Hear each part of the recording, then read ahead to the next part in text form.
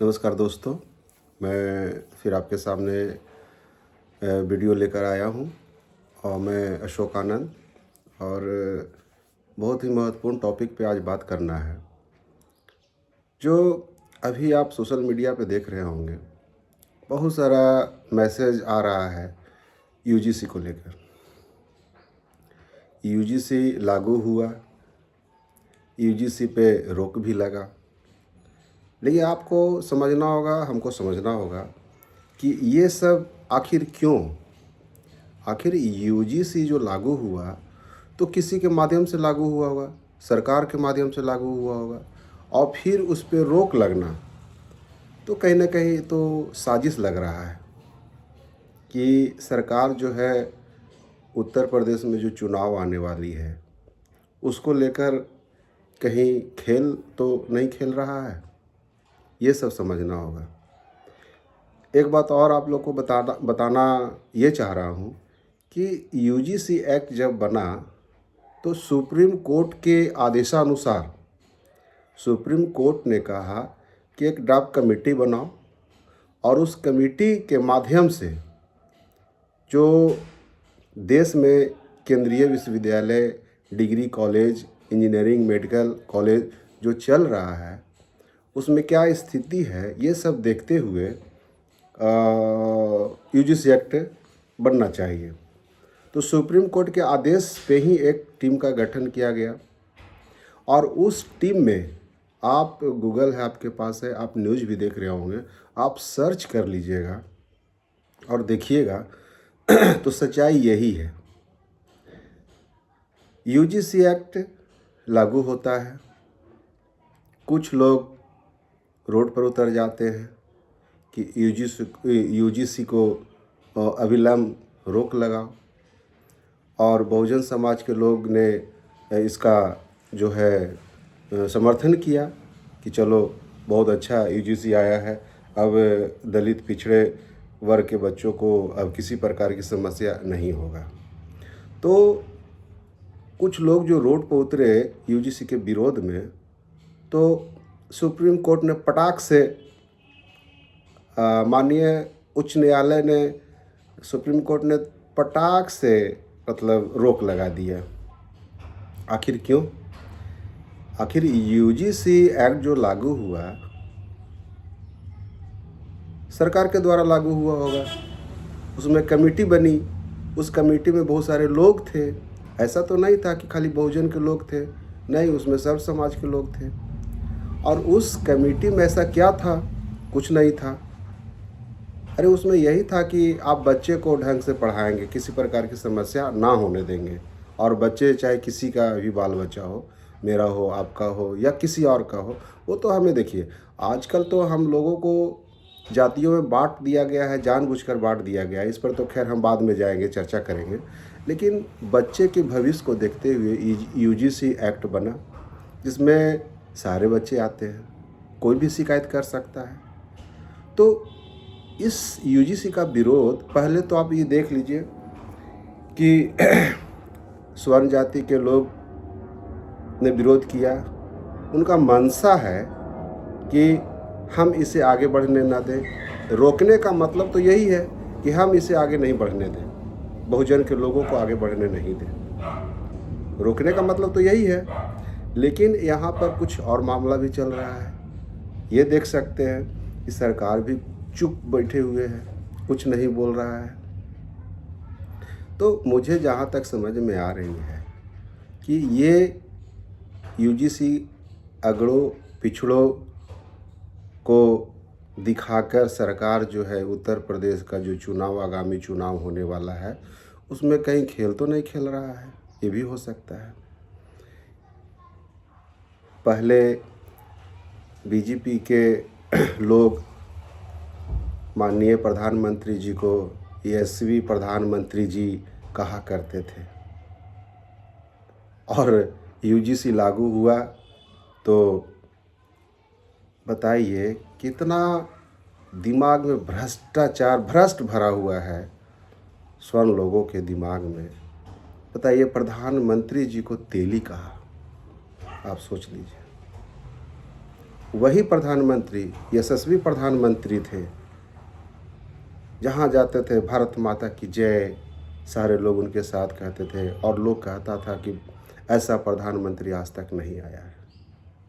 और यूजीसी लागू हुआ और प्रधानमंत्री की जाति भी पता चल गया। लोग कहने लगे कि तेली है। हमारे पूर्वज कहते थे कि तेली को देखते ही रास्ता जो आपका जो यात्रा खराब हो जाता है। अरे ये क्या क्या शब्द यूज किए, आप सोशल मीडिया के माध्यम से आप देख रहे होंगे। और एक बात और, बहुजन नेताओं या बहुजन में जो थोड़ा सा ज्ञान प्राप्त कर लिए हैं, तो किसी को न किसी को दोष तो ना देंगे, बहन जी को ज़रूर दोष देंगे कि बहन जी ने ऐसा किया। अरे भैया, मैं तो आपसे ये कहना चाहता हूँ कि बहन जी का आपने कितना बार वोट दिया बिहार में? बिहार में बहन जी का सरकार कितना बार बनाया आपने, जो बहन जी के दोष दे रहे हो? अरे बहन जी एक महिला है। जब आपकी माँ बहन घर से नहीं निकलती थी, आपकी माँ दादी, उस समय बहन जी साइकिल चलाकर, रास्ता भी सही नहीं था और बहन जी ने दौरा किया, गांव-गांव घूमा। ये सब क्यों भूल गए? और बहन जी का अभी उम्र हो गया है। बहन जी सब दिन बहन जी ही रोड पे चले तो आप और हम कब चलेंगे? ये बहुजन समाज को लेकर कब चलेंगे? सारा ढिंढोरा जो है बहन जी पे नहीं ठोकना चाहिए, कुछ अपने आप पर भी सोचना चाहिए। ज्ञान देते हैं कि बसपा ख़त्म। अरे भैया, आपको कहने से बसपा ख़त्म? बसपा एक राष्ट्रीय पार्टी है, बहुत बड़ा बरगद का पेड़ है, समझे? इसलिए ज्ञान न दें। और यूजीसी एक्ट क्या है, उस पे बहन जी ने क्या कहा, समर्थन भी किया, और जब कोर्ट रोक लगाया तो उसमें बहन जी का यही कहना था कि ये जो रोड पर जातीयता जो फैल रहा है, कहीं हिंसा में न बदल जाए। इसको देखते हुए बहन जी ने कहा कि सुप्रीम कोर्ट ने जो रोक लगाया, फ़िलहाल जो रोक लगाई, ये तो नहीं कहा कि इस कानून को ख़त्म कर दो।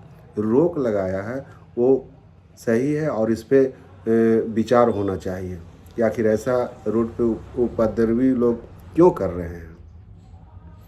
तो ऐसा नहीं है मेरे भाइयों, और इस बात को समझना होगा। और जब आरक्षण में प्रमोशन की बात आई थी तो बहुजन समाज पार्टी ने ही आवाज़ उठाया था, उसका बिल किसने फाड़ा था। ये सारी बातें हैं, आप उत्तर प्रदेश में जाकर देख लीजिए। हमारे महापुरुषों का इतिहास रखा हुआ है, आप अपने आँखों से देख सकते हैं।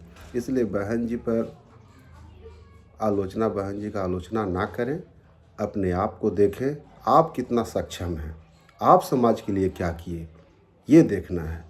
अरे आप लड़िए, बहन जी के साथ होकर लड़िए, बहन जी की ताकत बन के लड़िए, तभी तो हमारा सरकार आएगा और जो चाहेंगे जो कानून लागू होगा। काशीराम साहब ने भी बोला था कि शासक बनना है तो सरकार बनाना होगा, तभी हम लोग शासक बनेंगे। इन सारी बातों को देखते हुए मैं सोचा कि आपके सामने आऊं और कुछ बिंदुओं पर बात रखूं, जिससे आप भी सोचने पे मजबूर हो जाए। देखिए, विशेष मुद्दा तो यही है। मैं सारी बातों को रखा कि जाति कितना गंदी सोच रखता है। अभी का स्थिति जो आप देख रहे हैं, 50 साल पहले का स्थिति आप सोच सकते हैं कैसा स्थिति होगा। यूजीसी पर रोक लगाने का मतलब है कि उनके दिमाग में तो ये बैठा हुआ है कि अरे इस पे क्रश करते थे और ये कानून लागू हो जाएगा तो हम लोग नहीं कर पाएंगे, ये भी दिमाग में बैठा होगा। तो ये तो सोच है, सारे हम लोग बहुजन समाज के लोगों को सोचना होगा, बताना होगा। और इसमें बहुत सारे राजनीतिक पार्टियां भी जो है चुप रही, उस पे तो आप लोगों ने आवाज़ नहीं उठाया।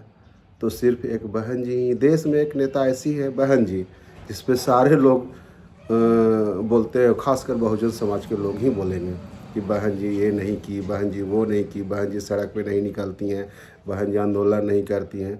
काशीराम साहब, बाबा साहब भी सड़क पर नहीं उतरे थे। बाबा साहब ने संविधान बना दिया। काशीराम साहब ने बहुजनों को जोड़कर एक बहुजन समाज बना दिया। भाई समझो, आप एकजुट हो और अपनी सरकार बनाओ और शासन करो। शासन तुम्हारी तो राज तुम्हारा, और जो नियम बनाना है आप बना सकते हो। इन चंद बातों के साथ मैं आपसे विदा लेता हूँ। जय भीम, जय भारत।